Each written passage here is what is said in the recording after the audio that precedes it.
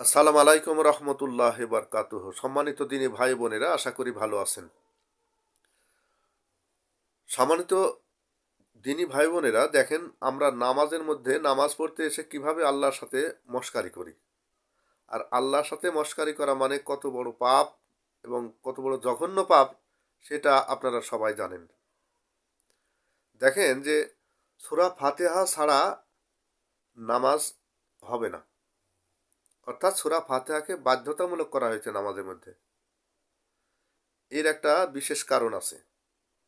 কারণ হলো যে সূরা ফাতিহার মধ্যে যে সমস্ত শব্দগুলো আছে, এই শব্দগুলো অত্যন্ত গুরুত্বপূর্ণ অর্থ বহন করে। ইবাদতের জগতে, ইসলামের জগতে অত্যন্ত গুরুত্বপূর্ণ অর্থ বহন করে। সেই জন্যে আল্লাহ রব্বুল আলামিন এই সূরাটাকে বারবার পড়ার জন্য তাগিদ দিয়েছেন।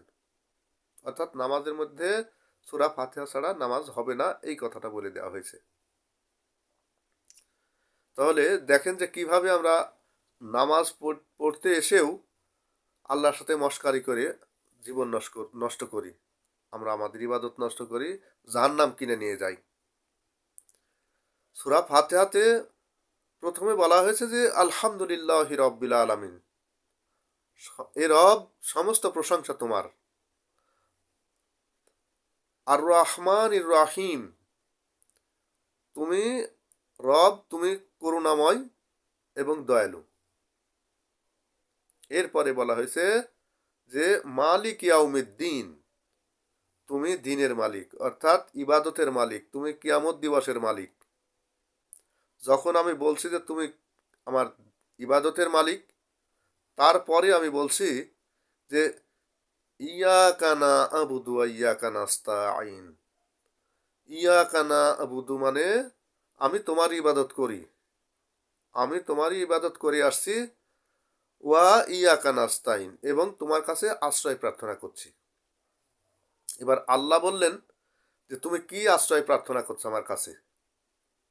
তখন আমি বলছি যে ইহদিনা সিরাতাল মুস্তাকিম, মুস্তাকিমদের পথ আমাকে দেখাও, সিরাত আমাকে দেখাও।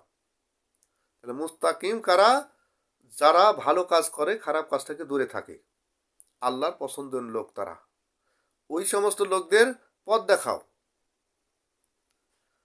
আমি ওই সমস্ত লোকদের পথ দেখতে চাচ্ছি, আল্লাহর কাছ থেকে চাচ্ছি। আর আমি নিজে আল্লাহর নিষিদ্ধ কাজগুলো করে আসছি। অফিসে বসে ঘুষ খেয়ে আসছি, সুদের কারবার করে আসছি, মিথ্যা কথা বলে অন্যকে ঠকাই আসছি, তারপরে ওজনে কম দিয়ে আসছি, বাবা মার সাথে খারাপ ব্যবহার করে আসছি, চুরি করে আসছি, অন্যের মাল চুরি করে আসছি, ডাকাতি করে আসছি। মানে যত দুর্নীতি, যত খারাপ কাজ, এই সমস্ত কাজগুলোর সাথে কোনো না কোনোভাবে জড়ে আছি। অথচ নামাজে এসে বলছি যে ইয়া ইহদিনা সিরাতাল মুস্তাকিম, মুস্তাকিমদের পথ আমাকে দেখাও আল্লাহ। ও জানে না যে মুস্তাকিমদের পথ কোনটা। ও জানে, জেনে শুনে আল্লাহর সাথে এই মস্কারি করছে, ফাজলামো করছে। আল্লাহর সাথে এই ফাজলামো করাটা কত অপরাধ, কত বড় জঘন্য পাপ, ও নিজে জানে না। যদি জানতো তাহলে হয় ওই কাজই করতো, না হলে ভালো কাজ করে এসে নামাজে আসতো। এবার বলবেন যে আমি নিষেধ করছি নামাজে আসতে। আমি নিষেধ করছি না, আল্লাহ রব্বুল আলামিন যিনি রব, নামাজের মালিক, তিনি বলেছেন।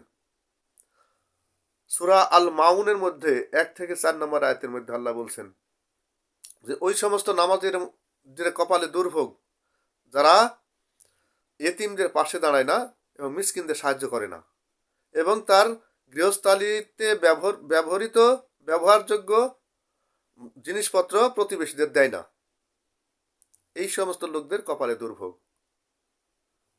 তো এই কাজগুলো যদি না করে নামাজে এসে বলে যে ইহদিনা সিরাতাল মুস্তাকিম, হে আল্লাহ তুমি আমাকে মুস্তাকিমদের পথ দেখাও, এগুলি মস্কারি করা আল্লাহর সাথে। আল্লাহ এর পরেও বলেছেন সূরা বাকারার 177 নম্বর আয়াতে যে ওই সমস্ত নামাজের মধ্যে কোনো ফায়দা নাই, ফায়দা হলো তাকওয়ার মধ্যে। তাকওয়া হলো আল্লাহর ভয়ে ভালো কাজ করা, আল্লাহর হুকুমকৃত কাজ করা এবং নিষিদ্ধ কাজ থেকে দূরে থাকা। এই দুইটা কাজ যারা করে আসতে পারবে না, আল্লাহ বলছেন যে ওদের নামাজ পড়ার দরকার নাই, নামাজে আসার দরকার নাই, কারণ ওই নামাজ পড়ি কোনো লাভ নাই।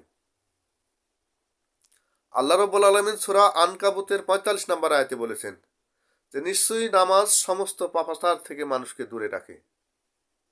তো আপনি ঘুষ খেয়ে আসছেন, সুদের কারবার করে আসছেন, চুরি করে আসছেন, ডাকাতি করে আসছেন, মা বাবার সেবা না করে খারাপ ব্যবহার করে আসছেন, অন্যের হক নষ্ট করছেন, অন্যের জমি দখল করছেন, চিটারি করছেন, বাটপারি করছেন, আর নামাজে এসে ইহদিনা সিরাতাল মুস্তাকিম ইয়ার কি করেন, আল্লাহর সাথে মস্কারি করেন। আল্লাহ মস্কারি নিবে না ভাই। এই জন্য আল্লাহ বলেছেন যে নিশ্চয়ই নামাজ মানুষকে ভালো পথে নিয়ে আসে এবং সমস্ত পাপাচার থেকে মানুষকে দূরে রাখে। আপনি যখন খারাপ কাজ ছাড়তে পারছেন না, তখন আপনার জন্য নামাজ না তো, আপনি কেন আসছেন? কেন আসছেন বলছে এই জন্যই যে আপনি যখন নামাজে দাঁড়াবেন, মুখে দাড়ি রেখে মাথায় টুপি দিয়ে ঘুষ খাবেন, সুদের কারবার করবেন, এই দুর্নীতি করবেন, বাটপারি করবেন, আবার এসে নামাজ পড়বেন, অন্য জাতিরা মনে করবে যে মুসলমানদের চরিত্র এটা, ইসলাম ধর্মটাই এটা। এখানে আসলে ঘুষ খাওয়া, খারাপ কাজ করা, সমস্ত চুরি ডাকাতি, মিথ্যা কথা বলা, অন্যের হক নষ্ট করা, এই কাজগুলো করা যায়, আবার নামাজ পড়লে সব ঠিক হয়ে যায়। আসলে কি তাই? আসলে তা না ভাই। এরা ইসলামকে ধ্বংস করছে, এরা ইসলামকে নষ্ট করছে। নামাজ পড়তে বলেনি আল্লাহ। আপনাকে মনে রাখতে হবে যে আল্লাহ বলেছেন আকিমুস সলাত, আকিম করতে বলেছেন, নামাজকে আকিম করতে বলেছেন। আকিম আরবি শব্দের অর্থ হলো কায়েম করা। কায়েম করা মানে হলো কাজে লাগানো, কাফি করা, কাজে লাগানো, যেটা কামে লাগে সেই কথাটা বলা হয়েছে এখানে। যে কাজ করলে, যেভাবে নামাজ পড়লে নামাজ কাজে লাগে, কামে লাগে, সেই নামাজ পড়তে বলেছে আপনাকে। আপনাকে চুরি ডাকাতি করে এসে নামাজ পড়তে বলেনি। সেই জন্যে বলা হয়েছে যে ওই যে লোক খারাপ কাজ ছাড়তে পারবে না, ওই যে চুরি ডাকাতি, ঘুষ, সুদ, জেনা, যত রকম দুর্নীতি আছে, আল্লাহ নিষিদ্ধ কাজগুলো আছে, এই নিষিদ্ধ কাজগুলো করে যে লোক নামাজে আসবে, ওই লোকের জন্য নামাজ না। তাহলে কেন সে আসবে নামাজে? ও নামাজে আসলে ওইগুলো ছেড়ে দিতে হবে। যদি ওইগুলো ছাড়তে না পারে তাহলে নামাজ ছেড়ে দিতে হবে। ওই যে কিছু কিছু আলেম বলেছেন যে নামাজ পড়তে গেলে অন্তত নামাজের হুকুমটা তো পালন করা হয়, নামাজের সোয়াব হোক আর না হোক। এটা আহাম্মুকের কথা। এটা যে কাজ করতে বললো সে কাজ যদি কায়েম না হয়, কাজে না লাগে, তাহলে আল্লাহ খুশি হবে? এটা বোকামি না, এটা চরম বোকামি। মানে খারাপ মানুষদের নামাজে অভ্যস্ত করার একটা হুকুম এটা। এটা এটা এটাও একটা নিষিদ্ধ কাজ আল্লাহর। এই যে আল্লাহ বলছেন যে ওই সমস্ত নামাজীদের কপালে দুর্ভোগ, যারা এতিমদের পাশে দাঁড়ায় না, মিসকিনদের সাহায্য করে না, অর্থাৎ দান খয়রাত করে না, এবং নিজের বাড়ির ব্যবহার্য জিনিসগুলো প্রতিবেশীদের দেয় না, সাহায্য করে না। আল্লাহ বলছেন যে ওই পূর্ব পশ্চিম থেকে মুখ করার মধ্যে কোনো ফায়দা নাই। সূরা বাকারার 177 নম্বর আয়াতে। ফায়দা হলো তাকওয়ার মধ্যে, অর্থাৎ আল্লাহ যে কাজগুলো করতে হুকুম করেছেন সেই কাজগুলো করার মধ্যে ফায়দা, আর যে কাজগুলো করতে নিষেধ করেছেন সেই কাজগুলো না করার মধ্যে ফায়দা। এই কাজ করে যে নামাজে আসতে পারবে সেই কেবল নামাজ কায়েম করতে পারবে, আর তার জন্যই নামাজ। অথচ আমি ওই বদমাইশিগুলো করছি, বাটপারি করছি, চুরি ডাকাতি, যাই যত খারাপ কাজ আছে তার সাথে লিপ্ত আমি, আবার দৌড়ে নামাজ পড়তে আসছি, মুখে এক গোছা দাঁড়ি। বাটপার না? ও নিজে জানে না যে ও কতটা ভয়াবহ পাপ করছে। ও যদি নামাজে না আসতো তাও একটা কথা ছিল যে নামাজ যায় না, এক ধরনের কথা। নামাজে যাওয়ার পরে যদি সে আবার ওই কাজটি করে, তাহলে একজন অমুসলিম মনে করবে যে ইসলাম ধর্মটা এরকম যে নামাজও পড়া যায়, চুরি ডাকাতি করা যায়, সমস্যা নাই। ওই যে কিছু কিছু আলেম বলে থাকেন যে ভালো কাজ কাজ নামাজ পড়বেন সওয়াব হবে, আপনি খারাপ কাজ করবেন, গুনাহ হবে, অসুবিধা নেই। নামাজে আসবেন, আপনি নামাজ পড়লে সোয়াব হবে। চুরি ডাকাতি করে এসে নামাজ পড়লে সোয়াব হয়। এই শিক্ষা কোথা থেকে পাইছে? কোন মাদ্রাসা শিক্ষা দিছে?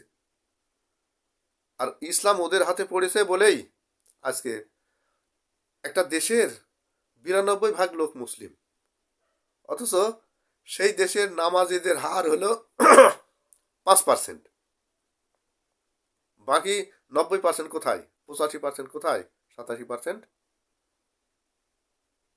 তো এই জন্যেই ইসলামের নিয়মকে সঠিকভাবে পালন করার চেষ্টা করতে হবে।